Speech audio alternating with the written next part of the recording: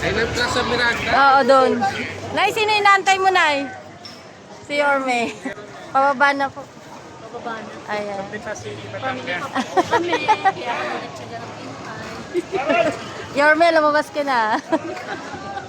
Paano na po? Oo, matagal yung Christmas ko. Sana kasi kung saan na nanalo. Ma'am, sino po yung gusto nyo makita? Si Yorme. Ayun.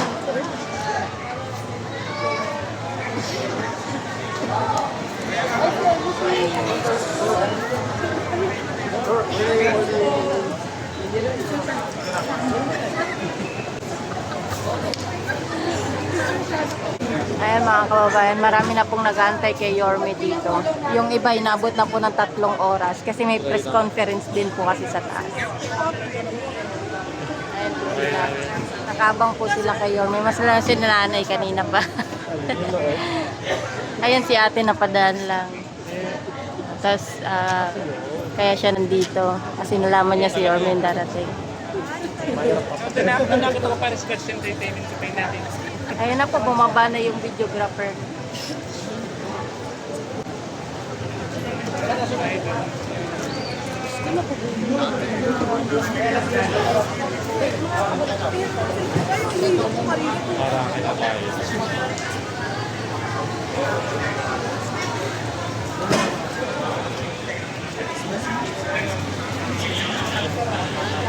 Si MacArthur Romois.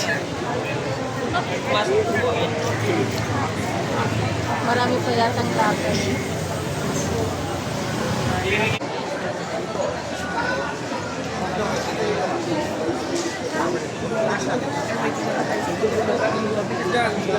Press conference.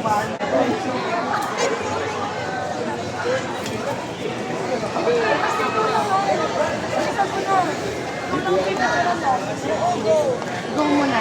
Serve.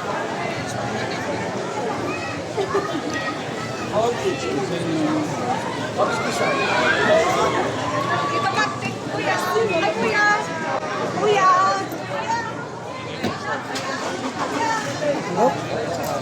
Pwede lang yung cellphone. Wala akong cellphone po.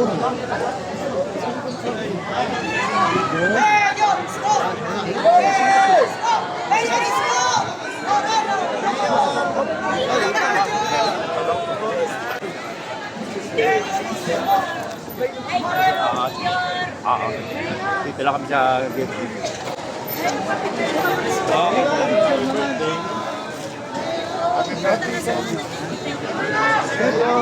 Mayor, pa-picture. Ngayon lang kita nakita, Mayor. Mayor, ngayon lang kita nakita. Mayor, Happy New Year. Mayor, picture ako, Mayor. Saan pa ako?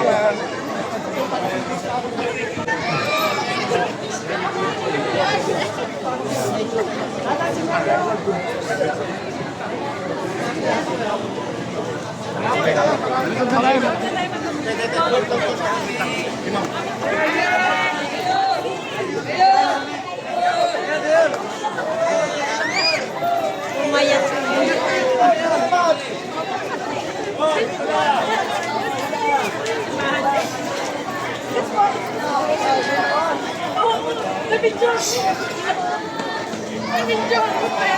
Hindi ko na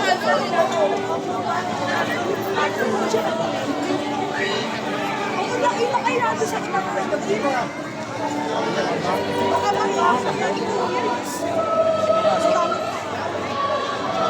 Ipit ko yun.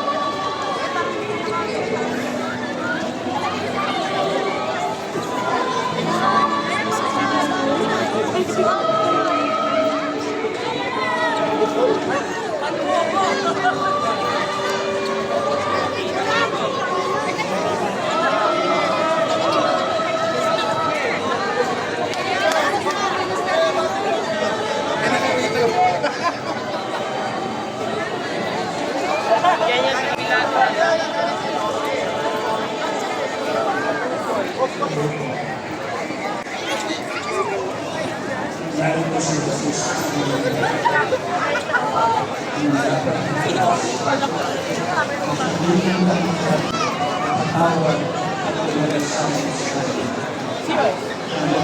Kailangan siya sa harap sila kusina.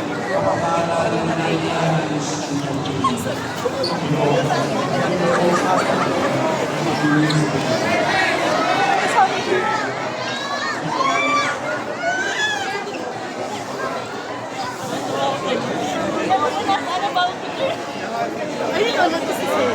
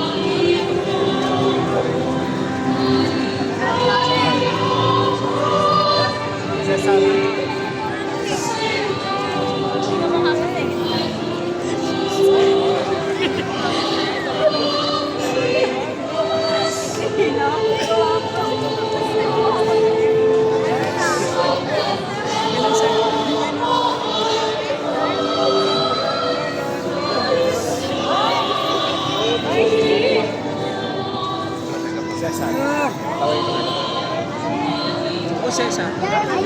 Cesar po. Cesar Chavez.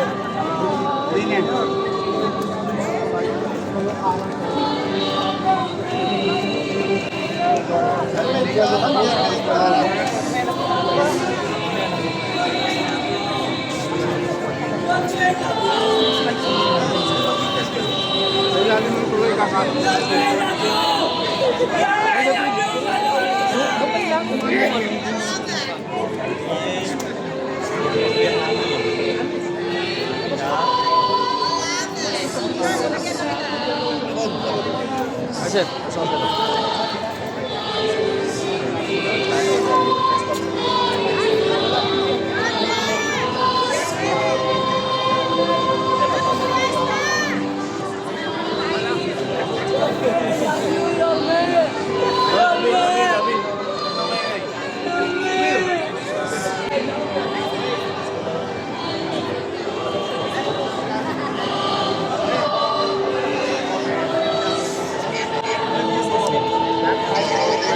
As you can see,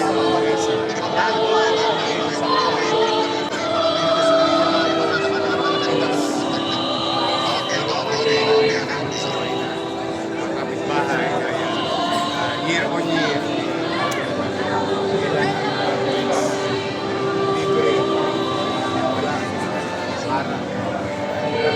but then again, ang karyedo naman, when I assume, talagang natin siya the great volume of people riding LRT coming from Cavite, Parañaque, Las Piñas, Pasay, towards sa simbahan. The same manner on the other side, on the northern part of Metro, which is Bulacan, Caloocan, Manila, sa northern Manila, will use Carriedo Station the church. At dito naman sa Boulevard, clear naman yan lagi. So, yung galing naman sa east, which is Marikina, Cubao, so far, we are ready in a way, as it is was during the time. Happy naman ako. Nakakapasok na maayos ang tao kasi year, marami na nagsisimpan. It's gonna be continuous process as stated by the church. But activities will start this afternoon, late afternoon. Ready naman na. So sa ating mga deboto, magagaling sa buong Luzon, handa na po namin silang tanggapin sa Luzon. Just for the record, let's sir. Ayun, no, yung dito kasi wala talaga. Sanay ang mga taga-Quiapo sa tagubili ng pamalang lungsod taon-taon about making this space open. Pero, alam mo naman, yung ruta, siyempre meron diyang maghaharimunan, magpapakasakaling kahit papano, kumita. Huwag lang nilang haharangan yung mga itinalagang ruta ng translasyon at ialay natin yan sa mga deboto. Kung sa ledi-ledi lang sila, maaaring uunawain natin. Ngunit, may hinihingi naman akong responsibilidad na kaakibat ito sa mga maghaharimunan. Huwag na kayo nagkakalat ng mga stick na maaaring makasugat sa mga paa ng mga deboto dahil generally, great majority ng deboto naglalakad ng nakapa. At year on year, ang isa sa mga injuries ay foot injuries. At hanggat mare, huwag magbebenta ng mga botelya. Inuning nasa bote or glass. Meron naman ng mga plastic ngayon, but keep it to yourself. Keep it to, put it in at sa tamang sisidlan. Maging responsable silang maghanap buhay. Oh yeah. Bawal po ang uminom sa pampublikong lugar. Very strict po yung Ordinance 5555 na i-implement sa surrounding area, hindi lang sa simbahan, buong Quiapo, within 500 meter radius. And to the seller, you are not allowed to sell. Temporarily, you are being restrained or being withdrawn your privilege to sell liquor on a stated date temporarily because permits were given to them as a store, but for the meantime, in the next 2 days, they should not be selling. Third, bawal po magpaputok sa buong Maynila. And alam niyo naman ang ibig namin sabihin doon kasi baka lalo na magkaroon ng kalituhan. Tapos naman na ang bagong taon. And kung meron pa kayo natitirang paputok, antabayanan ninyo sa Pebrero, ang 9, 2nd and 3rd week of February, magse-celebrate naman tayo ng Chinese New Year. So you can save it for that. But for the meantime, there is no point na magpaputok tayo. Tandaan po natin pag nagkalituhan, marami po tayong mga senior citizen na deboto, buong buhay nila. Kahit hirap sila physically, may nararamdaman sila physically, pumupunta pa rin sila sa translasyon. At sila ang maaaring unang maging biktima ng mga kaguluhan. So bilang paggalang at pagsunod sa panawagan ng simbahan, maging banal, maayos at ligtas itong selebrasyon ng kapistahan ng Poong Nazareno. So yun po ang mga aming panawagan at paalala sa mga deboto at dadako sa lungsod ng Manila at sa komunidad. Yung ordinansa may parusya, may penalty, mga penalties. May penalty yun. You'll be penalized. But we are not after to the penalty. What we are after and asking everyone is to cooperate. No? Yung kusang disiplina. Pag may kusang disiplina, mas maliwalas para sa lahat.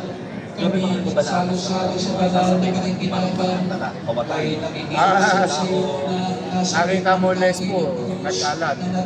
Kung nahuhuli natin sila on a regular day, no, with the limited policemen, ngayon, yung buong PNP, through the leadership of the regional director, may augmentation sa Maynila. Yun yung police. May military pa, may navy pa, meron pang coast guard. You know, these are men and women uniform personnel across national government, local government. O tapos may mga matatanda pa kaming dating police na nakakalat o what you call Antigong Maynila. They are in civilian uniform at sila ay trained na ipagmalasakit yung ating mga komunidad. So alam nila ang gagawin nila. Mas matulis yan ng mga antigong police ng Manila because they know, because they are from Manila Police District. Grew up, served, retired in the city of Manila under the Western Police District at the time. Thank you. Ay si Most Reverend Rufinos Jr. Isa ng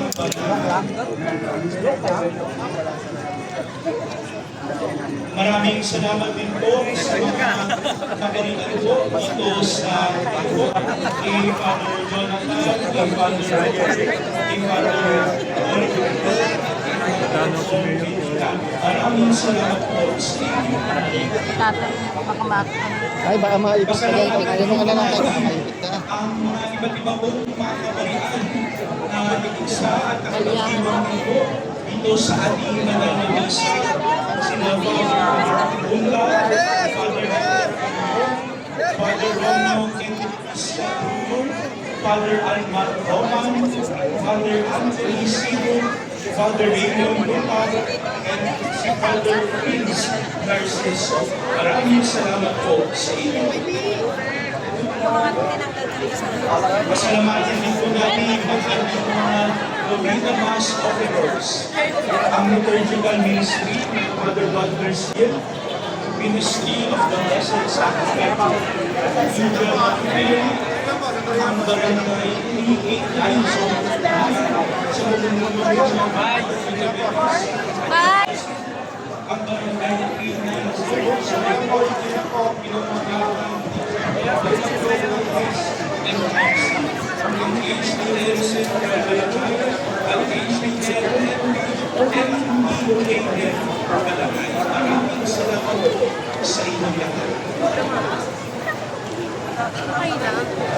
para pumas sa ating kaunibuan ang ating nobenaryo, ang ating unong pagpapakita ay si Most Reverend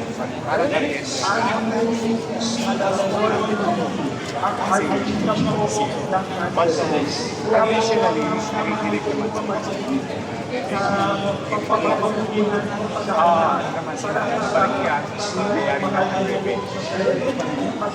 Higil pa sa kapunan.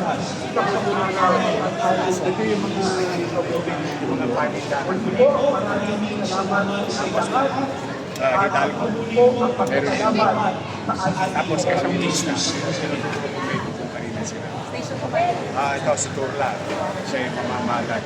Tapos may nakalaan naman sa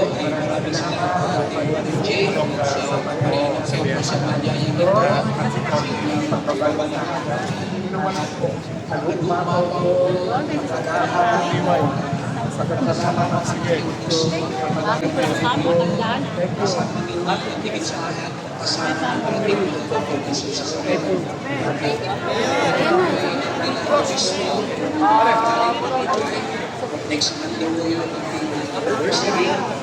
Sabi ko po doon, namin ko kayo gagawin ko ang kanyang email, ang kanyang sila lang naging para makapuwersa tayo. Jesus sa kaya tulong po sana pagkakasal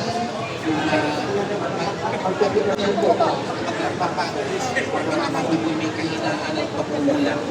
Kaya mamaya, siguro may ibahin ang masaya sa pagkukulang. Dadalhin po yan sa mga mamaya. Kaya titira, dadang po ang masaya sa mga gusto na sana ay sa taas. So, magagaling kayo. Pero, itutulong sa seminaryo sa pagtutulong sa delete na yung bank account. Hindi pa nag-problema yun eh. Ang galing niya yun. Ang galing. Oo nga.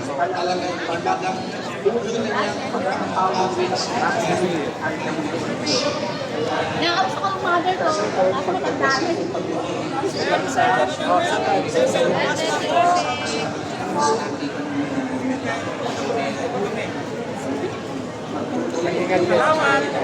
Orme.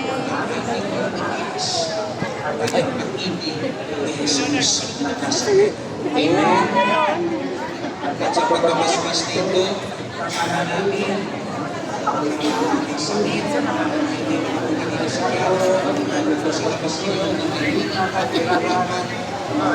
online, higit sa lahat ng nanonood namin, papapasukin at patuloy. Nasa kayo na pala. Sumayin niyo ang Panginoon. May picture na ako. Ba't ka nasabi yun? Napanda ako. Mahal mo po Jesus sa sabi mo, mga nilalaro mo sa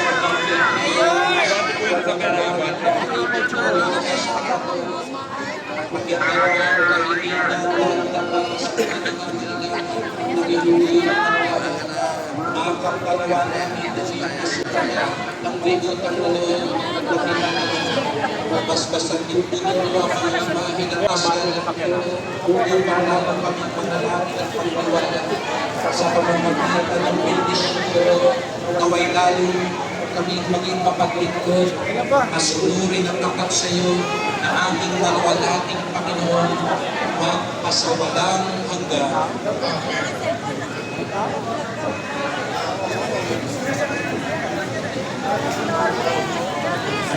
At pagpalain kayong lahat ng makapangyarihan Diyos, Ama, at Anak, at Espiritu Santo.